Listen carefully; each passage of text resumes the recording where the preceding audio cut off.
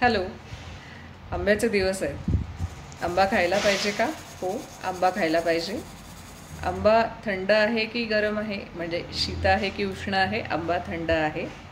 आंबा उष्ण आहे हा खूप मोठा गैरसमज आहे. कैरी उष्ण आहे, आंबा थंड आहे. आंबा सगळ्यांनी खायचा का? हो, सगळ्यांनी खायचा.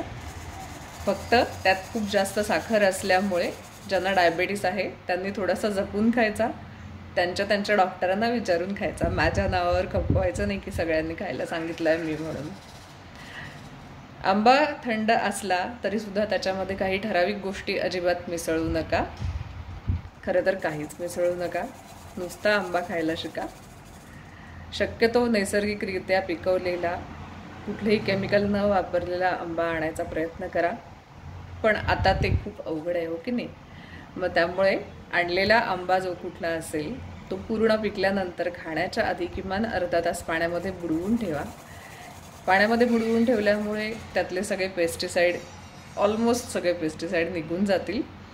आंब्याचा पेटीमधला जो गरमा आहे किंवा आडीमध्ये असल्यामुळे असलेला गरमा आहे तो पाण्यामुळे थंड होईल. अजून आंब्यामध्ये दूध घालावं का? अजिबात नाही घालू. आता काही जण प्रतिवाद करतील की विरुद्धांनाचा हा एकमेव अपवाद आहे की तुम्ही आंब्याबरोबर दूध खाऊ शकताय. पण केव्हा? जर तुमची डायजेस्टिव्ह सिस्टीम पूर्णपणे नॉर्मल असेल तेव्हा. आहे का नॉर्मल? बऱ्याच जणांची नसते, म्हणून तर इतके सगळे व्हिडिओज करता येतात माझ्यासारख्या लोकांना डायजेस्टिव्ह सिस्टीमवरती, हो की नाही? त्यामुळे कृपया आंब्याच्या रसामध्ये, कुठल्याही पदार्थामध्ये आंब्याच्या दूध मिक्स करू नका. रादर आंब्याचे पदार्थ करायला जाऊ नका. कारण आंबा स्वतः थंड असला तरीसुद्धा ज्या पदार्थामध्ये तो मिक्स केला आहे त्या पदार्थाचं रूप तो घेणार आहे आणि उष्ण होणार आहे आणि पचायला जड होणार आहे.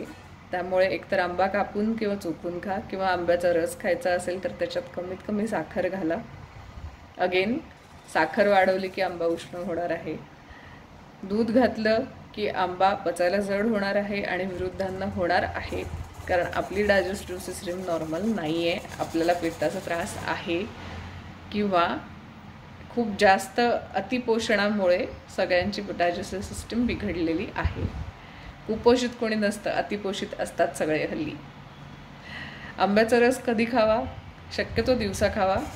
रात्रीच्या वेळेला शक्यतो टाळावा, कारण डायजेस्ट करायला तो थोडासा जड आहे, खूप जास्त साखरेचं प्रमाण असल्यामुळे. आणि एकदा खाऊन संपवावा.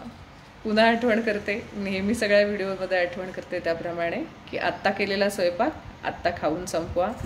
एकदा खाऊन संपवा. उरलेलं शिळं त्या दिवशी संध्याकाळी किंवा दुसऱ्या दिवशी सकाळी पुन्हा एकदा खाऊ नका. आंब्याचा रस फ्रीज किंवा फ्रीजरमध्ये साठवून खाऊ नका. काळा पडलेला रस तर मुळीच खाऊ नका.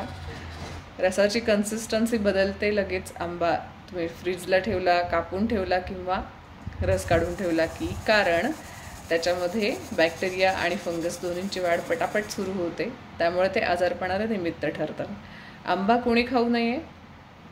प्रेग्नंट लेडीजनी खाऊ नये असं सांगतात, पण तो खूप मोठा गैरसमज आहे. कारण आंबा थंड आहे, त्यामुळे तो प्रेग्नन्सीला बाधक ठरत नाही जर तो कमी प्रमाणात खाल्ला तर.